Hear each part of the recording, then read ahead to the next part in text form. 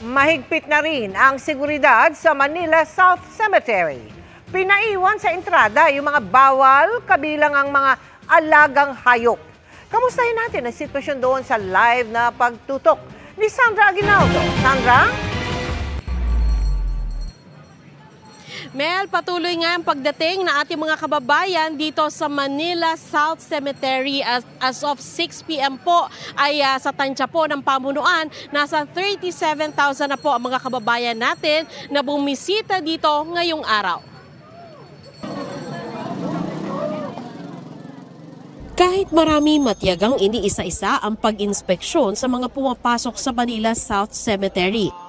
Sinuyod ang mga bag at kinapkapan sila para di mailusot ang mga bawal tulad ng baril, patalim, alak at sigarilyo. Pati vape pinaiiwan pero pwedeng kunin pagpauwi na ang may-ari.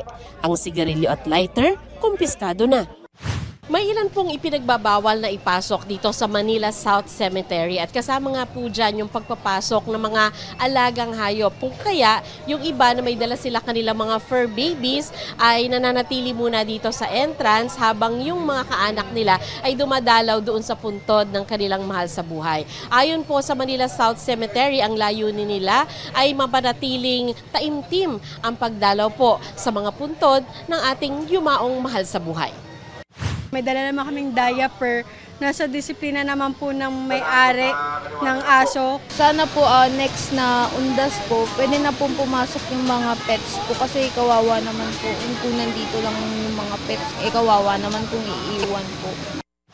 Bawal magpasok ng mga sasakyan pero ang mga senior at persons with disability o PWD merong service papunta sa mga dadalawing puntod.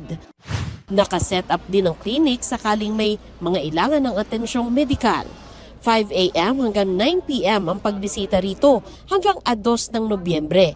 Bawal mag-overnight. Talagang buhos ng tao is November 1. Bukas, talagang marami. Talagang kakapal. Kaya doble ingat kami at para maayos itong Undas 2025. Sa loob ng Manila South Cemetery, matatagpuan ang Manila Islamic Cemetery. Dito nakalibing ang sikat na singer na si Freddie Aguilar. Sa labas nito, matatagpuan ang matatandang puntod na wala nang dumadalaw. Pero marami pa rin ang may dalaw tulad ng puntod ng magulang ni Edwina. Siyempre, naalala pa rin, bahal natin yung magulang natin. Para pag dumating ang time ako naman nakahiga dyan, alalahanin naman ako ng mga anak ko. Si Teresa naman dumalaw na sa sementeryo. Para po makaiwas po sa dami ng tao at saka mahirap din po kasi pag senior may lumalaganap din po rin ngayong mga sakit. So maaga kami. Sa labas ng sementeryo, nagkakatuwaan ang ilan nating kababayan.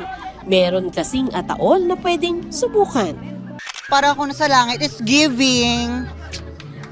Okay, ang sarap sa pakiramdam. Fulfilling.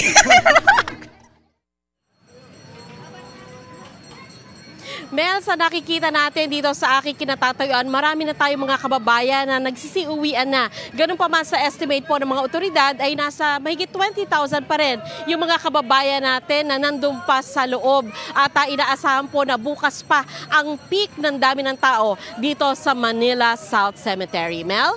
Maraming salamat sa iyo, Sandra Aguinaldo.